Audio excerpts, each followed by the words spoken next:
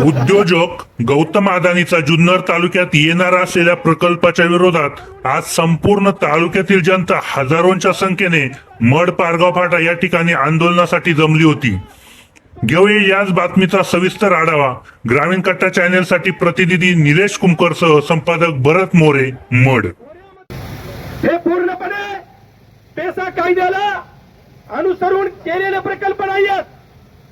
24 डिसेंबर 1996 ला भारत सरकारनं स्वतंत्र असा पेसा कायदा तयार केला आणि त्या कायद्यानुसार या सह्याद्रीच्या पूर्ण खोऱ्यामध्ये राहणाऱ्या तमाम बांधवांना एक सोयी शासन देण्यात आलं की त्या सोयी शासनानुसार तर या भागामध्ये शासनाला महाराष्ट्र शासन असू द्या केंद्र शासन असू द्या जर प्रोजेक्ट आणायचा असेल तर या भागातील पेसा ग्रामपंचायतीची परवानगी घ्यावी लागते आणि मगच तो प्रोजेक्ट या भागामध्ये आणावा लागतो. या प्रोजेक्टनुसार या भागातील पेसा ग्रामपंचायतींना एक महत्व आलेलं आहे. जल जंगल जमीन यासाठी त्यांना स्वतः ते संरक्षण करण्याचा अधिकार प्राप्त झालेला आहे आणि असं असताना हा जो काय प्रोजेक्ट परवानगी दिलेली आहे ही परवानगी पूर्णपणे बेकायदेशीर आहे आणि म्हणून येत्या 21 तारखेला जी सुनावणी आहे ती रद्द होण्यासाठी आपण या ठिकाणी जमलेलो आहोत. माय बापा जर आपला बाप मेला तर आपली जमीन नावावर करण्यासाठी 100 हेलपाटे मारावे लागतात आणि आज तुम्ही ही परवानगी कुणाला विचारून दिली? कोणत्या ग्रामपंचायतीला विचारलं? आणि म्हणून ज्यांनी कोणी हा प्रकल्प तयार केला असेल त्यांचा निषेध करतो. महाराष्ट्र शासनाचा निषेध करतो. या सोयी शासनाचा जे काही सोयी शासन आहे इथं घेतलेला निर्णय तो ग्रामसभेला विचारून ग्रामसभेला अधिकारामध्ये येथील निर्णय घेतले जातात. तो निर्णय घेतल्यानंतर महाराष्ट्राच्या प्रमुखाला भारताच्या प्रमुखाला सुद्धा तो बदलण्याचा अधिकार नाही आणि असं असताना आमच्या या सह्याद्रीच्या सर्व ग्रामपंचायतींना बाजूला ठेवून विचारात घेऊन एवढा मोठा प्रकल्प जर तुम्ही राबवत असाल तर महाराष्ट्र शासनाला आम्ही आवाहन करतो की तुम्ही हा प्रकल्प सह्याद्रीमध्ये मित्रांनो फक्त 2 प्रोजेक्ट नाही तर पूर्ण सह्याद्रीमध्ये या आंबेगाव पासून नाशिक पर्यंत या अदानीचा डोळा आहे. अदानीचा डोळा या भागामधील जल जंगल जमीन इथल्या खनिज संपत्तीवर आहे. मित्रांनो मुळशी पॅटर्नचा जर आपण अभ्यास केला आजही त्या ठिकाणी तुम्ही जावा त्या ठिकाणी सर्व जमीन तिथल्या ज्याने खरेदी केल्या त्यांच्या नावावर आहात काकाच्या नावावर आहेत. कुणाला जर तिथं जायचं असेल तर परवानगी घ्यावी लागते आणि या ठिकाणी सुद्धा तसं झाल्याशिवाय राहणार नाही. आणि म्हणून आलेल्या सर्व तमाम आदिवासी बांधवांना विनंती करतो की आपण हा लढा उपसरपंच लांडे साहेबांनी सांगितल्याप्रमाणे युवराज लांडे साहेबांनी सांगितल्याप्रमाणे इथून पुढील काळामध्ये आपल्याला आपलं प्राण देण्याची वेळ आली तरी चालेल परंतु पेसा ग्रामपंचायतीच्या परवानगीशिवाय जर इथं प्रोजेक्ट येत असतील तर ते कदापि आपण होऊन द्यायचे नाही. अरे आवाज दो गौतम अदानी गो बॅक. गौतम अदानीचा प्रकल्प अरबी समुद्रात फेकून द्या. गौतम अदानीचा प्रकल्प अरबी समुद्रात फेकून द्या. अरे सह्याद्री आमच्या हक्काचा. सह्याद्री आमच्या हक्काचा. सह्याद्री वाचवा अदानी हटवा. धन्यवाद. आपल्याला विनंती आहे की आपण या ठिकाणी मार्गदर्शन करावं. तमाम सगळ्या सह्याद्रीत राहणाऱ्या सर्व सह्याद्रीवासियांना मी पहिल्यांदा सलाम करतो. खरं म्हणजे हे प्रकल्प काय आहेत आपण समजून एक 5 मिनिटात घेऊ आणि आपलं तोपर्यंत अध्यक्ष साहेब येतील बाकीचे येतील. खरं म्हणजे हे 2 प्रकल्प का आणले जात आहेत आपल्या भागात? आता तेवढी ऊर्जेची गरज आहे का? ती अजिबात नाहीये. त्यांचे अहवाल अनेक तुम्ही बाईट पाहिले असेल आम्ही दिलेले आहेत त्याच्यावर. त्यांचे अहवाल पण वाचलेले आहेत आम्ही आणि काल पण ती चर्चा झाली. प्रदूषण मंडळाचे जे अधिकारी आले होते सगळ्या आमदार साहेब आले होते त्याच्यात पण चर्चा झाली की या प्रकल्पांची गरज नाही आज आपल्या भागामध्ये. तुम्हाला माहिती असेल की आपल्या सर्व जो पर्यावरणीय दृष्ट्या नटलेला भाग आहे आणि त्याच्यामुळे आपली शिवरायांची जन्मभूमी आहे खरं तर. आणि त्या शिवरायांच्या जन्मभूमीमध्ये असे जर प्रोजेक्ट आणून पाहत असेल, खरं म्हणजे हा अदानी एक प्रकारचा समजा खाजगी उद्योगपती आहे, परंतु इथल्या आपण ज्यांना निवडून दिले ना त्या सरकारने हे प्रकल्प आपल्यावर लादलेले आहेत. त्याच्यामुळे पहिला सरकारचा पण या ठिकाणी आपण निषेध करणार आहे. दुसरी गोष्ट मी सांगू शकतो की हा आंदोलनाचा दुसरा तिसरा टप्पा असेल. पहिल्यांदा आपण त्यांना पत्र दिलं, नंतर त्यांच्या मिटिंग घेतल्या, वेगवेगळ्या टप्प्यावर आपण आंदोलन करतोय. आपल्या भागात असे 2 प्रोजेक्ट आहेत.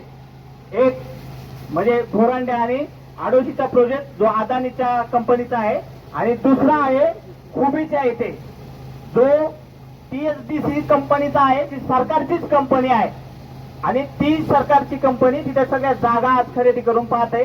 तुम्हाला माहिती असेल का खुबी वासियांना किंवा सांगोलीच्या परिसरात सगळ्यांना माहिती आहे की आपल्या कोकणी प्रकल्पाच्या आपल्या अंतर्गत जागा खरेदी केल्या आणि त्या जागा आता परत देत नाहीये, त्या रिकाम्या आहेत 30-30 वर्ष.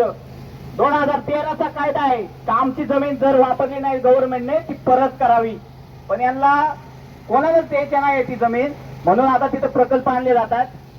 410 हेक्टर वरती हा जवळपास प्रकल्प आहे इथला आणि त्याच्यामध्ये सर्व गावं बाधित होणार आहेत. केवळ आदिवासी बाधित होणार आहेत का?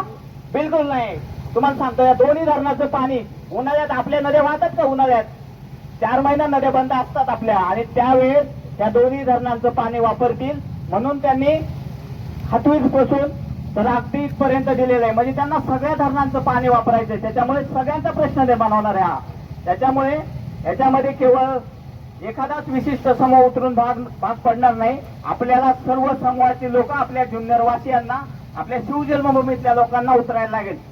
दुसरा टप्पा सांगतो की आपल्याला आंदोलन हे अत्यंत शांतप्रिय पद्धतीने करायचंय.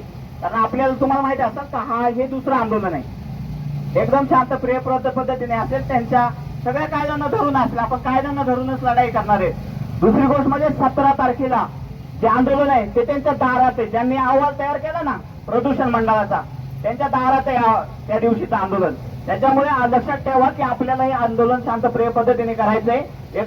एक या सरकारला इशारा द्यायचा आहे की आम्ही हे या पद्धतीने करू शकतो की सह्याद्री ज्यावेळेस सह्याद्रीच्या मुळावर जो उठेल त्याला आम्ही खाली बसवल्याशिवाय राहणार नाही आणि सह्याद्री जो नडेल त्याला शिवरायांच्या पद्धतीने आम्ही भविष्य काळात सुद्धा उत्तर देऊ. एवढंच बोलतो आणि थांबतो. तमाम सगळ्या सह्याद्री प्रेमींचा आणि सगळ्या सह्याद्री वासियांचं स्वागत करतो. थांबतो. धन्यवाद. सर्वांना माहीतच आहे की ह्या जुन्नर तालुक्यात जी धरणं झाली ती फक्त आदिवासी भागातच झाली आणि आदिवासी त्या असणाऱ्या जमिनी त्या ठिकाणी यांनी धरणासाठी काबीज केलं आणि तेही आपल्याला डोंगर कपारात राहण्यासाठी त्यांनी पाठवलं. म्हणजे सरकार सांगतो सरकारांचे सुरू पहिल्यापासून आपल्यासाठी गोड गोड बोलत आलं आणि यांनी आपल्यावरती अन्याय करत आला. आपल्या पिंपळगाव जवळ असो, माणिकडो असो, चिल्लेवाडी असो, त्या धरणात कोण मेलं? सर्व आदिवासी मेली. त्यांचं पुनर्वसन झालं नाही. त्यांना वनवन हिंडायला लागलं. ज्या ठिकाणी त्यांनी जमीन दिली त्या ठिकाणी सुद्धा आपल्या आदिवासी समाजाला या ठिकाणी जगून दिलं जात नाही. अनेक त्रासांना समोर करत जातं आणि हे सरकार असो किंवा अदानी असो हा आपल्याकडे म्हणतात प्रकल्प आणतो. कशासाठी? म्हणजे आता आम्ही डोंगर दऱ्यात राहतो आणि त्या ठिकाणी तुम्ही प्रकल्प आणणार आणि आपल्या आदिवासी समाजाच्या असणाऱ्या मुठभर जमिनीत तुम्ही या ठिकाणी आम्ही तमाम आदिवासी बांधवांना तुम्ही भूमिहीन करणार. हे कुठं तर चुकीचं आहे. मित्रांनो, ज्यावेळेस प्रकल्पाची सुरुवात झाली 2022 त्यानंतर आमच्या ग्रामपंचायतनं पत्रव्यवहार करून कलेक्टरला पत्रव्यवहार केलं, तहसीलदारला पत्रव्यवहार केलं आणि त्या ठिकाणी ते पत्र दिलं. परंतु हे जागृत सरकार आणि पदाधिकारी कुठल्या प्रकारची त्यांनी माहिती दिली नाही. आणि कालच तुम्हाला सर्व आदिवासी बांधवांना माहित असेल का आज नावडे या ठिकाणी आमदार साहेबांच्या अध्यक्षतेखाली या ठिकाणी सभा घेण्यात आली.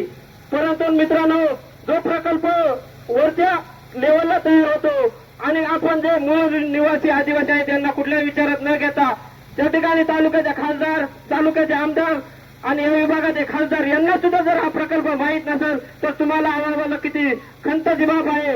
या ठिकाणी आपल्या जर कोणी लादण्याचा प्रयत्न करत असेल तर हे चुकीचंच आहे मित्रांनो.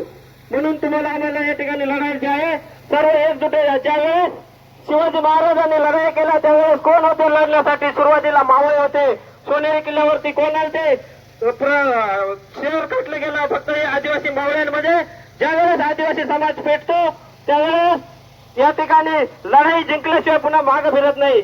आणि या ठिकाणी ज्यावेळेस एका साईडला अदानी हटाव विरोध चालू झाला आणि या ठिकाणी तालुक्यात रेल्वे हा प्रकल्प झाला पाहिजे, त्या ठिकाणी सर्व पक्षीय राजकीय नेते एकत्र येतात आणि या ठिकाणी ज्यावेळेस अदानी हटवण्यासाठी होतो त्या ठिकाणी कुठेतरी राजकीय वळण दिलं जातं. हे पण चुकीचं आहे मित्रांनो. आपण जागृत आहात, शिकलेले आहात. मला या ठिकाणी काल माझं तेच म्हणणं होतं की या तालुक्याचे आमदार सन्मान्य शरददादा सोनवणे कोणत्या जवळचे, उपमुख्यमंत्री एकनाथ शिंदेच्या जवळचे, या तालुक्याचे माजी आमदार कोण अतुल बेनके कोणाच्या जवळचे, या राज्याचे उपमुख्यमंत्री सुनीताताई पवार जवळचे. मग माझी या दोन्ही माझे आणि आजी आमदारांना हीच विनंती होती की तुम्ही जरी दोघांच्या मांडीला मांडी बसणारे आहेत तर तुम्ही वरच्या लेवलला बसावे आणि हा प्रकल्प तिथला रद्द करावे. कशासाठी तुम्ही समाजाचा अट्टास करता. आणि या ठिकाणी आपला मित्र या ठिकाणी सुद्धा उपोषणाला कशासाठी हे चाललंय. आम्हाला हा प्रकल्प नकोच, आम्ही पहिलेच भूमिहीन आहेत, आम्हाला तेच जमिनी अजून दिले नाही. तर या ठिकाणी होणाऱ्या 21 तारखेची सुनावणी प्रशासन राहतो, टप्प्याटप्प्याने आमची लढाई. जर तुम्ही आमचं हे आंदोलन ऐकलं नाही, उपोषण ऐकलं नाही तर आम्ही तुम्हाला तमाम आदिवासी बांधवांना सांगतो आणि या प्रशासनाला सुद्धा सांगतो, रक्ताचे पाठ व्हायले तरी चालेल पण 21 तारखेची सुनावणी आम्ही होऊन देणार नाही. आम्हाला काही करायचं ते करा, परंतु तुम्ही तातडीने आदिवासी समाजाचा आणि या जनतेचा मनाचा विचार करा. नाही तर 21 तारखेचा कुठलाही अधिकारी अजनवाच्या आश्रमशाळेवर पोहोचू शकत नाही. हे तुम्हाला जाहीरपणे या ठिकाणी सांगतो आणि सांगतो सर्वांना जय आदिवासी.